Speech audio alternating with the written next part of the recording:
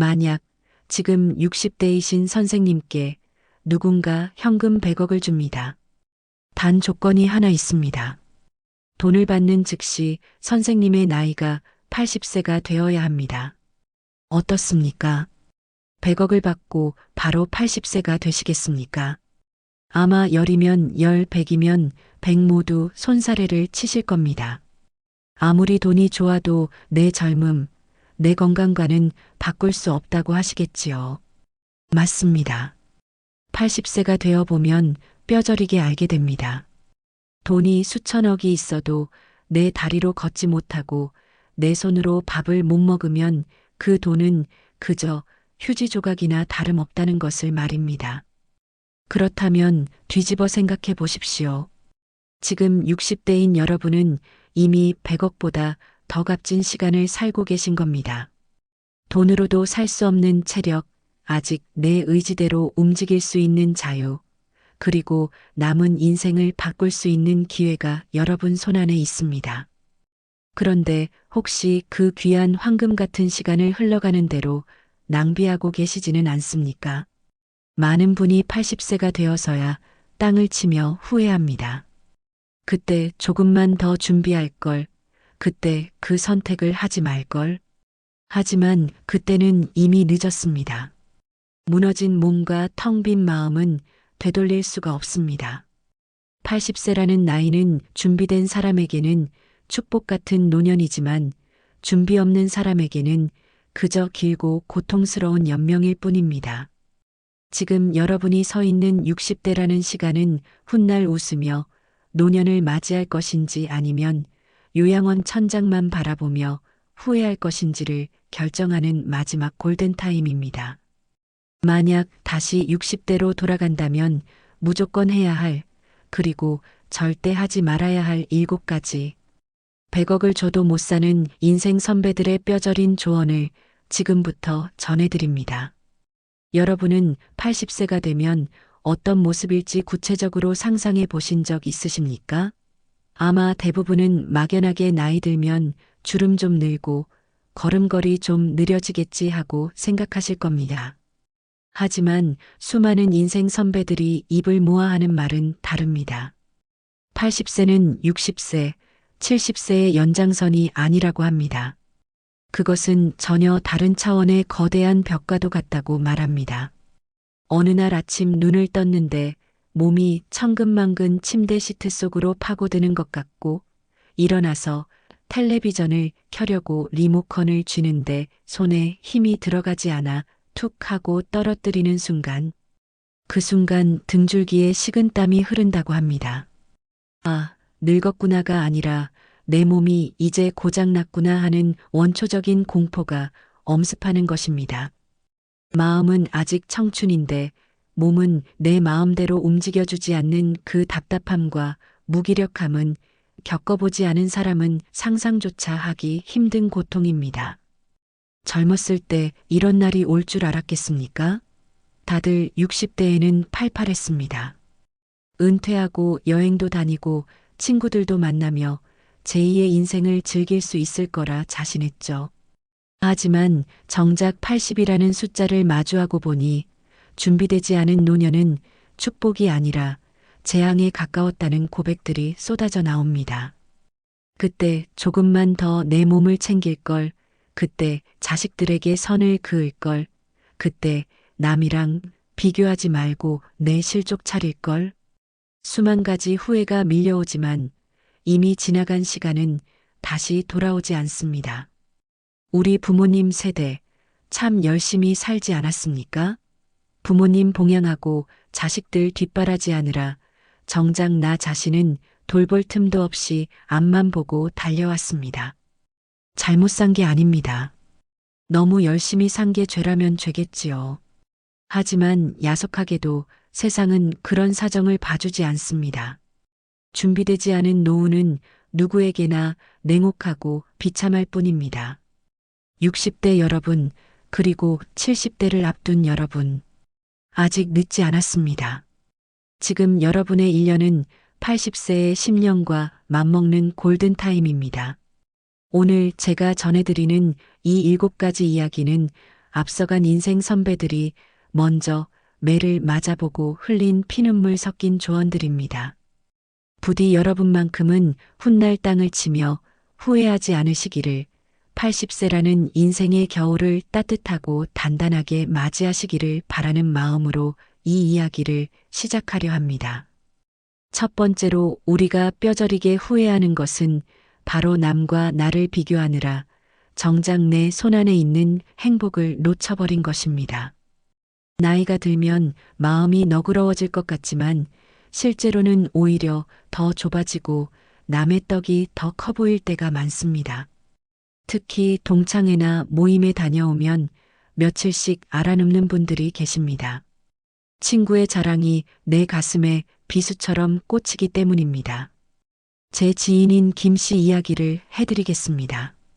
김 씨는 평생 성실하게 직장 생활을 하고 은퇴한 분입니다. 크게 부자는 아니어도 밥 굶지 않고 자식들 앞가림할 정도로 키웠으니 나름 성공한 인생이라고 할 수 있죠. 그런데 이 김 씨가 고등학교 동창회만 다녀오면 집에 와서 화병을 앓습니다. 이유는 동창 중에 사업으로 크게 성공했다는 박 사장 때문입니다. 박 사장은 모임 때마다 목소리가 큽니다. 이번에 강남에 빌딩을 하나 더 올렸다는 둥, 아들이 대학병원 과장이 됐다는 둥, 며느리가 해준 보약이 너무 많아서 처치곤란이라는 둥 입에 침이 마르도록 자랑을 늘어놓습니다. 그 이야기를 듣고 있으면 김 씨는 자신이 너무나 초라하게 느껴집니다.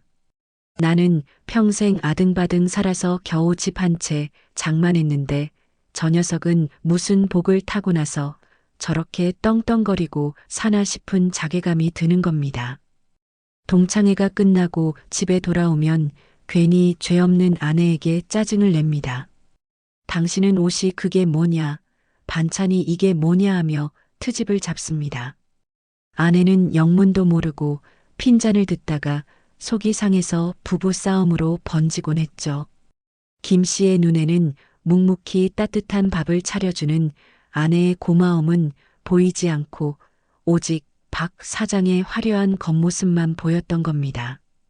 그런데 1년 뒤 정말 충격적인 소식이 들려왔습니다. 그렇게 부러움을 샀던 박 사장이 화병으로 세상을 떠났다는 부고였습니다. 장례식장에 가서야 김 씨는 박 사장의 진짜 속사정을 알게 되었습니다. 알고 보니 박 사장의 집안은 쑥대밭이나 다름없었습니다. 강남 빌딩은 이미 빚더미에 올라앉아 경매로 넘어가기 직전이었고 자랑하던 의사 아들은 유산 문제로 아버지와 소송을 벌이며 의절한 상태였습니다. 며느리가 해줬다던 보약은커녕 가족들에게 버림받고 넓은 집에서 고독하게 술로 밤을 지새우다 쓸쓸하게 갔다는 사실을 알게 된 것입니다. 동창회에서 떠들었던 그 화려한 자랑들은 자신의 비참한 현실을 감추기 위한 처절한 연극이었던 셈입니다. 장례식을 마치고 집으로 돌아온 김 씨는 그제야 식탁에 차려진 된장찌개의 김을 바라보며 눈물을 흘렸습니다. 비록 빌딩은 없고 자식이 병원장은 아니지만 나를 위해 따뜻한 밥을 지어 기다려주는 아내가 있고 가끔 찾아와서 용돈 쥐어주는 착한 며느리가 있다는 것이 얼마나 큰 기적인지 뒤늦게 깨달은 것입니다. 김 씨는 저에게 이렇게 말했습니다. 내가 바보였어. 남의 인생 하이라이트 장면만 보고 내 인생의 무대 뒤편이랑 비교하느라 내 보물을 쓰레기통에 처박고 있었던 거야. 여러분, 비교는 불행으로 들어가는 가장 빠른 지름길입니다. 우리는 남들의 겉모습만 봅니다. 그 속이 골마 터졌는지 텅 비어 있는지는 아무도 모릅니다. 겉으로 화려해 보이는 사람도 그 속을 들여다보면 다들 말 못할 지옥 하나쯤은 품고 삽니다. 남을 부러워하느라 오늘 내 곁에 있는 사람에게 상처 주지 마십시오. 내 배우자의 주름진 손, 내 자식의 따뜻한 전화 한 통, 오늘 내가 먹을 수 있는 소박한 밥상. 이것들이야말로 돈으로도 살 수 없는 진짜 여러분의 재산입니다. 80세가 넘어서 지난 날을 돌아봤을 때 가장 후회되는 것은 못 가진 것에 대한 아쉬움이 아니라 이미 가지고 있었던 행복을 누리지 못한 어리석음이라고 합니다. 부디 남의 집 담장 너머를 쳐다보느라 내 집 마당에 핀 꽃을 밟아버리는 실수를 범하지 마십시오. 두 번째로 우리가 후회하는 것은 바로 돈, 그 중에서도 집 한 채에 묶여 정작 나를 위해 쓸 돈이 없다는 현실입니다. 사실 우리 세대 참 치열하게 살았습니다. 위로는 부모님 봉양하고 아래로는 자식들 가르치고 결혼시키느라 등골이 휘도록 일했죠. 내 노후 준비를 안 한 게 아니라 못한 겁니다. 가족을 위해 내 모든 걸 쏟아부었는데 이제 와서 보니 수중에 남은 건 달랑 집 한 채뿐인 분들이 너무나 많습니다. 이건 여러분의 잘못이 아닙니다. 그 시대를 살아낸 우리의 슬픈 자화상이죠. 하지만 냉정하게 현실을 봐야 합니다. 집은 있지만 당장 쓸 현금이 없는 이 상황을 어떻게 타개할 것인가. 여기서 두 친구의 운명이 갈렸습니다. 제 친구 박 씨 이야기를 먼저 해보겠습니다. 박 씨는 서울 요지에 시가 15억 원이 넘는 번듯한 아파트 한 채를 가지고 있습니다. 남들이 보면 부자라고 부러워하죠. 하지만 박 씨의 실상은 빈민이나 다름없습니다. 그는 입버릇처럼 말합니다. 이 집은 무슨 일이 있어도 지켜서 우리 장남 물려줘야 해. 이게 내 자존심이야. 그 자존심 지키느라 박 씨는 한여름에도 전기세 무서워 에어컨 한번 시원하게 틀지 못합니다. 얼마 전에는 백내장 수술을 해야 하는데 수술비 몇백만 원이 아까워서 차일피일 미루다가 시력이 더 나빠지기도 했습니다. 겉은 15억짜리 아파트에 사는데 속은 라면 하나 끓여 먹으며 전전긍긍하는 살. 자식들이 고마워할까요? 안타깝게도 자식들은 아버지가 아픈 것보다 그 집이 언제 자기들 명의로 넘어올까에 더 관심이 있는 눈치였습니다. 반면에 제 친구 최 씨는 다른 선택을 했습니다. 최 씨 역시 가진 거라고는 집 한 채뿐이었습니다. 처음에는 고민이 많았습니다.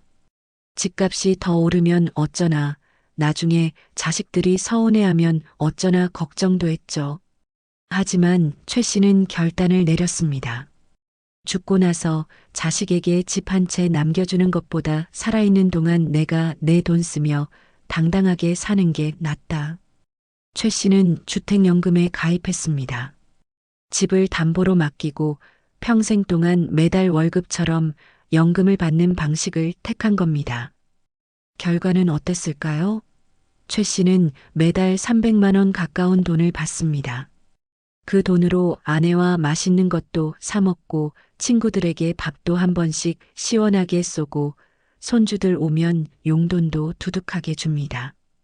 병원비 걱정 없이 아프면 바로 병원 가서 치료받고 가끔은 부부가 여행도 다닙니다. 최 씨가 그러더군요.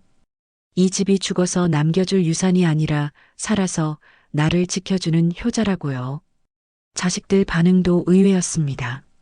부모님이 자식 눈치 안 보고 경제적으로 독립해서 여유 있게 사시니 오히려 마음 편해하고 존경하더라는 겁니다. 물론 주택연금이 누구에게나 정답은 아닙니다. 현금 자산이 넉넉하거나 앞으로 집값이 폭등할 거라고 확신하는 분들은 굳이 하실 필요 없습니다. 또 집을 담보로 잡히는 것이니 나중에 자녀에게 물려줄 상속분은 당연히 줄어듭니다. 이 부분은 철저하게 따져보셔야 합니다. 하지만 제가 말씀드리고 싶은 것은 우선순위입니다. 가진 것이라고는 집 한 채뿐인데 당장 생활비가 없어서 자식 눈치 보고 병원도 못 가는 상황이라면 그 집을 끌어안고 있는 게 무슨 의미가 있겠습니까? 집은 모시고 사는 상전이 아닙니다. 나를 위해 쓰라고 있는 도구입니다.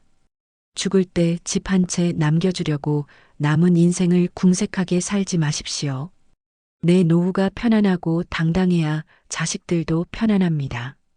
집을 상속의 대상이 아니라 내 노후를 지켜줄 든든한 월급 통장으로 바라보는 발상의 전환이 필요합니다.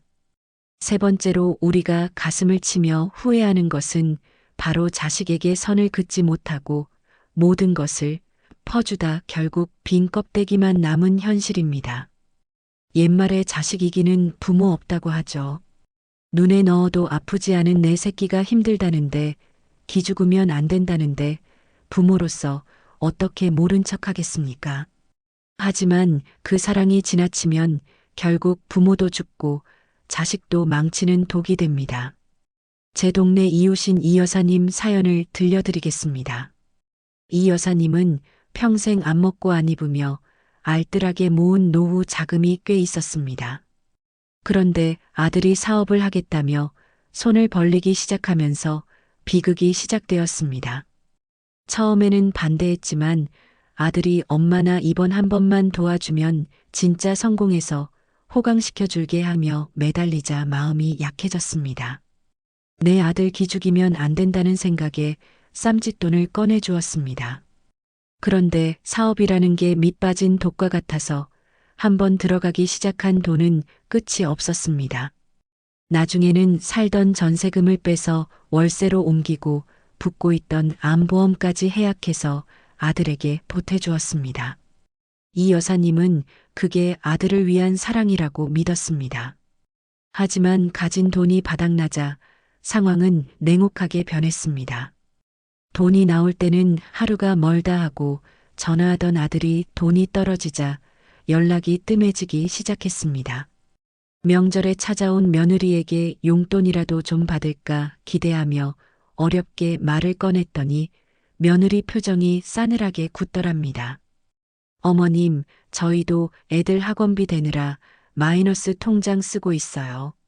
아시잖아요. 그이 사업도 아직 자리 못 잡은 거. 그 말을 듣는 순간 이 여사님은 말문이 막혔습니다. 결국 이 여사님은 난방비가 아까워 보일러도 못 틀고 냉골 같은 방에서 전기장판 하나에 의지해 겨울을 나야 했습니다. 이 여사님이 눈물을 훔치며 하신 말씀이 잊히지 않습니다. 내가 바보였지. 내 노후를 팔아서 자식 인생을 사주려고 했다니. 결국 자식한테 나는 돈 나올 구멍이 있을 때만 부모였던 거야. 여러분, 자식에게 모든 것을 다 주는 것은 사랑이 아닙니다. 그것은 자식의 자립심을 망치고 여러분의 노후를 파괴하는 가장 어리석은 도박입니다. 사랑한다면, 진정으로 자식이 잘 되기를 바란다면 냉정하게 선을 그어야 합니다.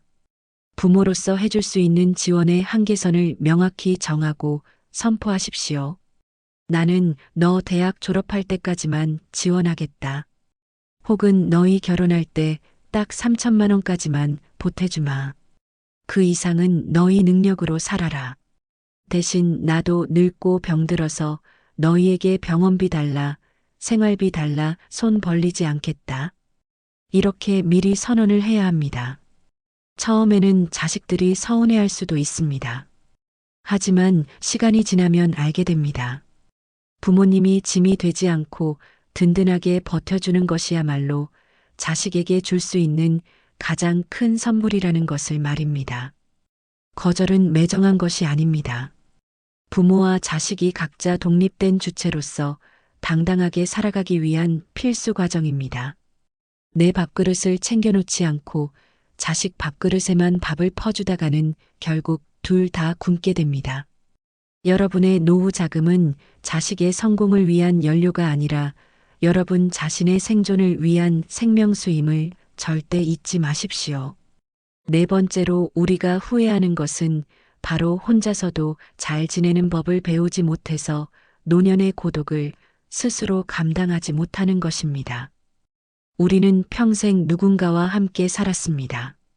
부모님 슬하에서 자라 결혼해서는 배우자와 살고 자식들 키우며 북적북적하게 지냈죠. 그래서 혼자 남겨진다는 것을 상상조차 하기 싫어합니다. 하지만 80세가 넘으면 원하든 원치 않든 결국 혼자가 되는 순간이 반드시 찾아옵니다. 배우자가 먼저 떠날 수도 있고 친구들이 하나둘 곁을 떠나기도 합니다. 그때 혼자서 시간을 보내는 법을 모르는 사람은 주위 사람들을 괴롭히는 짐이 되고 맙니다. 제 주변에 있는 두 분의 이야기를 비교해 드리겠습니다. 먼저 정 선생님 이야기입니다. 이분은 평생 아내가 차려주는 밥상만 받고 사셨던 분입니다. 속된 말로 손에 물 한 방울 안 묻히고 사셨죠. 그런데 덜컥 아내분이 먼저 세상을 떠났습니다. 그때부터 정 선생님의 삶은 지옥이 되었습니다. 밥솥에 밥 안 치는 법도 몰라서 맵기를 라면이나 배달 음식으로 때우다 보니 속이 다 망가졌습니다. 더 큰 문제는 외로움이었습니다. 하루 종일 텅 빈 집에 혼자 있는 걸 견디지 못해서 자식들에게 전화를 돌립니다. 아범아, 퇴근했냐? 애들은 뭐 하냐? 주말에 올 거냐?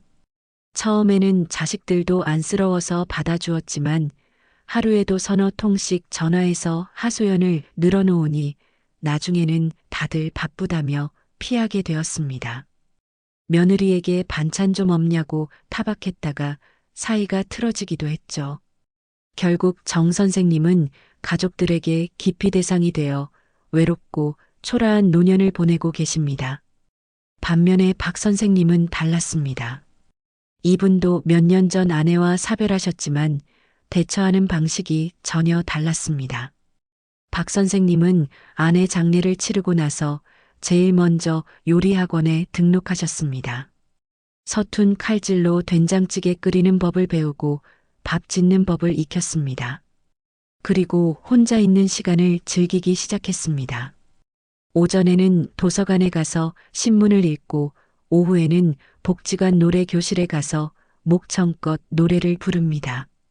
저녁에는 서툴지만 본인이 만든 반찬으로 식사를 하고 좋아하는 옛날 영화를 보며 하루를 마무리합니다. 자식들이 안부 전화를 하면 오히려 박 선생님이 먼저 끊습니다. 나 지금 탁구 치러 가야 한다. 바쁘니까 나중에 하자. 그러자 신기한 일이 벌어졌습니다.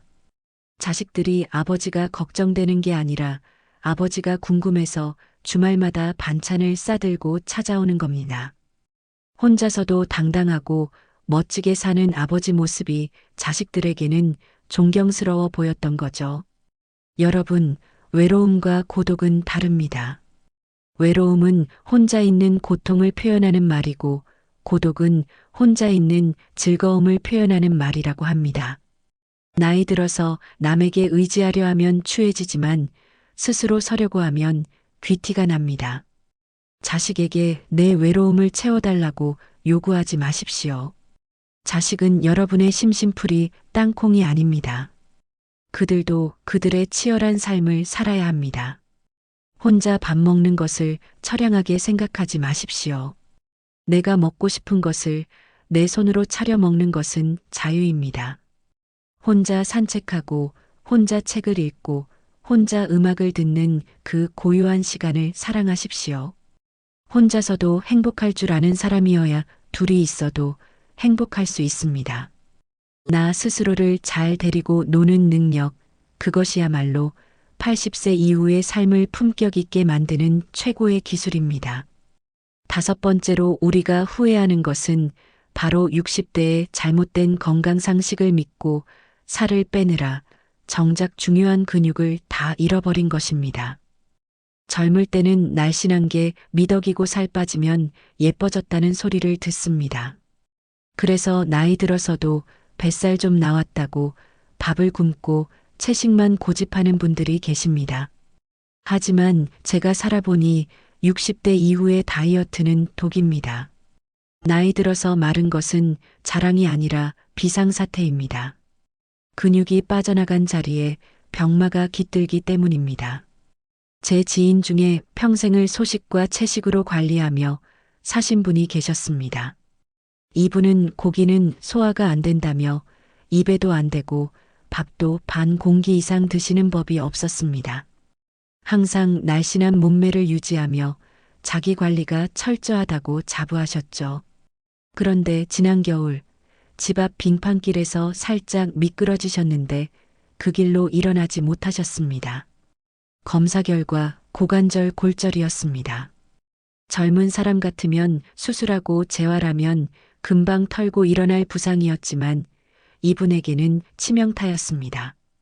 뼈를 지탱해 줄 근육이 하나도 없으니 수술 후에도 재활이 안 되는 겁니다. 결국 이분은 그 가벼운 낙상 사고 하나로 2년째 요양병원 침대에 누워 계십니다. 문병을 갔더니 제 손을 잡고 우시더군요. 내가 미련했어. 보기 좋은 몸 만들려다 죽을 몸을 만들었어.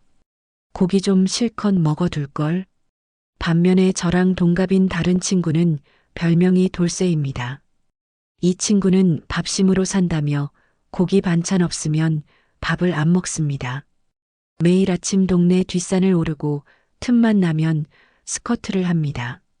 배는 좀 나왔지만 허벅지와 종아리가 돌덩이처럼 단단합니다. 이 친구는 80이 다 된 나이에도 지팡이 없이 배낭 메고 여행을 다닙니다. 내 다리가 내 자가용인데 차가 무슨 필요냐며 껄껄 웃습니다. 누가 더 행복한 노후입니까? 날씬하게 누워있는 노년과 투박하지만 내 발로 걸어다니는 노년, 답은 명확합니다. 여러분, 60세가 넘으면 근육은 연금보다 비싼 보험입니다. 근육이 없으면 내 의지대로 화장실도 못 가고 물 한 잔도 못 마십니다. 내 몸의 자유를 잃는 순간 존엄성도 함께 무너집니다. 지금 당장 종아리를 한번 만져보십시오. 양손 엄지와 검지로 원을 만들어 종아리 가장 굵은 부분을 감싸보세요. 만약 손가락이 종아리를 감싸고도 남는다면 심각한 상태입니다. 근육이 다 빠져나갔다는 신호입니다. 이제부터라도 밥상머리 교육을 다시 하셔야 합니다. 입맛 없다고 물에 밥 말아 드시지 마십시오. 소화 안 된다고 고기 피하지 마십시오. 삶은 달걀이라도 챙겨 드시고 일부러라도 고기를 드셔야 합니다. 그리고 걸으십시오. 종아리 근육은 제2의 심장입니다. 다리가 튼튼해야 심장도 튼튼하고 뇌도 튼튼합니다. 살 좀 쪘다고 걱정하지 마십시오. 노년에는 약간 통통한 사람이 마른 사람보다 훨씬 오래 살고 잔병치레도 적다는 연구 결과도 있습니다. 몸매 가꿀 시간은 지났습니다. 이제는 생존을 위해 근육을 저축해야 할 때입니다. 6번째로 우리가 후회하는 것은 바로 삶의 무게에 짓눌려 굽어버린 등과 어깨를 제때 펴지 못하고 산 것입니다. 거울 앞에 한번 서보십시오. 어깨는 안으로 말려 있고 목은 앞으로 쭉 빠져 있고 등은 둥글게 굽어 있지 않습니까? 우리는 평생 굽실거리며 살았습니다. 상사에게 굽히고 손님에게 굽히고 자식 키우느라 허리 한번 제대로 펴볼 새 없이 땅만 보고 살았습니다. 그게 겸손이고 미덕인 줄 알았습니다. 하지만 나이 들어서까지 굽은 등으로 사는 것은 겸손이 아니라 패배감의 표현일 뿐입니다. 자세가 늙으면 마음도 늙습니다. 제 친구 중에 유난히 나이보다 늙어 보이는 정 씨라는 친구가 있습니다. 이 친구는 아직 70대 초반인데 뒤에서 보면 구순 노인처럼 보입니다. 항상 땅만 보고 걷습니다. 누가 말을 걸어도 눈을 마주치지 못하고 어깨를 잔뜩 웅크린 채 내내하고 말끝을 흐립니다. 젊어서 사업 실패를 몇 번 겪으면서 마음이 위축되다 보니 몸도 같이 쪼그라든 겁니다. 그러다 보니 주변 사람들도 그 친구를 어려워합니다. 뭔가 우울해 보이고 다가기 부담스럽다는 이유로 모임에서도 점점 소외되었습니다. 본인 스스로 세상과의 벽을 쌓고 그 안에 웅크려버린 셈이죠. 반면에 저랑 동갑내기인 최 씨는 다릅니다. 이 친구는 키도 작고 왜소하지만 어디를 가나 당당합니다. 비결은 딱 하나, 꼿꼿한 허리입니다. 최 씨는 걸을 때 마치 장군처럼 가슴을 활짝 펴고 턱을 당기고 앞을 똑바로 보고 걷습니다. 앉아 있을 때도 절대 등받이에 기대어 구부정하게 있지 않습니다. 자세가 바르니까 옷을 입어도 태가 나고 목소리에도 힘이 실립니다. 사람들이 최 씨를 보면 항상 이렇게 묻습니다. 요즘 무슨 좋은 일 있으세요? 얼굴이 아주 훤하십니다.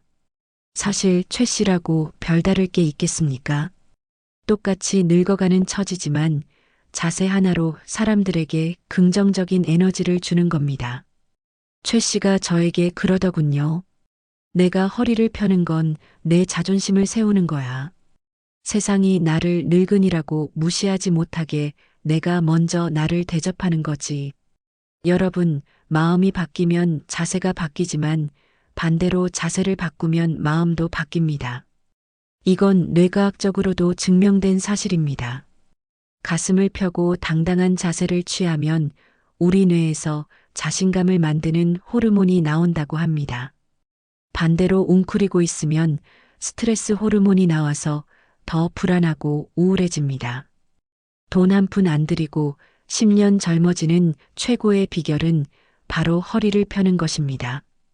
보톡스를 맞고 좋은 옷을 입는 것보다 구부정한 등부터 펴는 것이 훨씬 더 귀티나 보입니다. 지금 당장 의자 끝에 엉덩이를 붙이고 허리를 세워 보십시오. 그리고 걸을 때는 시선을 땅바닥이 아니라 전방 15도 위를 보십시오. 하늘을 보고 나무를 보고 사람들의 얼굴을 보십시오. 땅만 보고 걸으면 떨어져 있는 동전밖에 못 줍지만 고개를 들고 걸으면 쏟아지는 햇살과 사람들의 미소를 얻을 수 있습니다. 여러분의 지난 삶은 굽어 있었을지라도 남은 삶은 대나무처럼 꼿꼿하기를 바랍니다. 등을 펴는 순간 쪼그라들었던 여러분의 인생도 활짝 펴질 것입니다. 당당하십시오. 여러분은 그럴 자격이 충분합니다. 7번째로 우리가 마지막까지 후회하는 것은 바로 마음속에 가득 찬 미움과 후회라는 쓰레기를 제때 비우지 못하고 산 것입니다. 집안 청소는 매일 하면서 정작 내 마음 청소는 평생 한 번도 하지 않은 분들이 많습니다. 30년 전 시집살이 시켰던 시어머니에 대한 원망, 믿었던 친구에게 돈 떼이고 배신당한 분노, 그때 그 땅을 샀어야 했다는 미련. 이런 묵은 감정들을 보물단지처럼 끌어안고 사는 것은 썩은 음식을 냉장고에 가득 채워두는 것과 같습니다. 그 악취 때문에 정작 오늘 들어온 신선한 행복이 설 자리가 없습니다. 제 주변에도 만날 때마다 옛날 이야기만 하는 분이 계십니다. 즐겁게 밥 먹자고 모인 자리에서 꼭 30년 전 이야기를 꺼냅니다. 내가 시집 올 때 시어머니가 혼술을 해왔네 만회하며 구박했던 거 생각하면 지금도 자다가 벌떡 일어난다. 동서가 그때 나를 무시하지만 않았어도 내가 이렇게 안 살았다 하며 분통을 터뜨립니다. 듣는 사람도 한두 번이지 만날 때마다 레퍼토리가 똑같으니 이제는 친구들도 슬슬 그분을 피합니다. 그분의 표정은 항상 어둡고 미간에는 깊은 내 천자가 새겨져 있습니다. 과거의 감옥에 갇혀서 스스로를 고문하고 있는 셈입니다. 과거를 씹느라 정작 오늘 눈앞에 핀 꽃이 얼마나 예쁜지, 지금 마시는 커피가 얼마나 향긋한지는 전혀 느끼지 못합니다. 이미 다 지나간 일이고 그 미워하던 시어머니는 세상에 없는데도 여전히 그 기억 속에서 싸우고 있는 모습이 너무나 안타깝습니다. 여러분, 인생의 법칙 중에 20대 80의 법칙이라는 게 있습니다. 우리 인생에서 진짜 중요한 것은 20%밖에 안 되고 나머지 80%는 사실 몰라도 그만, 잊어도 그만인 사소한 것들이라는 뜻입니다. 그런데 우리는 그 쓸모없는 80%를 붙잡느라 정작 소중한 20%를 놓치고 삽니다. 남이 나를 어떻게 생각할까 하는 걱정, 이미 엎질러진 물에 대한 후회, 나에게 상처 준 사람에 대한 미움. 이런 것들은 다 쓰레기통에 버려야 할 80%입니다. 여러분이 진짜 챙겨야 할 20%는 무엇입니까? 바로 내 건강, 오늘 하루의 평온함, 그리고 지금 내 곁을 지켜주는 사람입니다. 용서는 남을 위해서 하는 게 아닙니다. 나를 위해서 하는 겁니다. 미움이라는 불덩이를 손에 쥐고 있으면 되는 것은 결국 내 손입니다. 그 뜨거운 것을 놔버려야 내 손이 자유로워지고 내 마음이 시원해집니다. 억울한 게 있어도 허허 웃으며 흘려보내십시오. 그래, 그때는 그럴 수도 있었겠지. 다 지나간 일이다 하고 툭 털어버리십시오. 마음이 가벼워야 남은 인생길을 편안하게 걸어갈 수 있습니다. 과거라는 짐을 내려놓는 순간 여러분의 오늘은 눈부시게 빛날 것입니다. 자, 이렇게 우리가 60대로 돌아간다면 반드시 해야 할, 그리고 하지 말아야 할 7가지 이야기를 나눠보았습니다. 남과 비교하지 말고 내 행복을 찾을 것. 집을 깔고 앉아 굶지 말고 나를 위해 쓸 것. 자식에게 올인하지 말고 지원의 한계선을 그을 것. 혼자서도 잘 노는 고동력을 키울 것. 마른 몸매보다 단단한 근육을 저축할 것. 구부정한 등을 펴고 당당하게 걸을 것. 그리고 지난날의 미움과 후회는 과감하게 흘려보낼 것. 어떻게 보면 다 아는 이야기 같지만 실천하기는 참 어려운 일들입니다. 하지만 여러분, 늦었다고 생각할 때가 진짜 늦은 겁니다.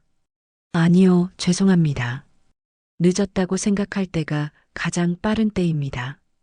80세라는 거대한 벽이 우리를 기다리고 있지만 오늘 우리가 60대의 마음으로 준비한다면 그 벽은 넘지 못할 장애물이 아니라 잠시 쉬어가는 언덕이 될 것입니다. 빈손으로 왔다가 빈손으로 가는 인생입니다. 너무 아등바등하지 마십시오. 여러분은 그 치열했던 시절을 온몸으로 살아낸 것만으로도 이미 충분히 훌륭하고 존경받아 마땅한 분들입니다. 자책하지 마시고 후회하지 마십시오.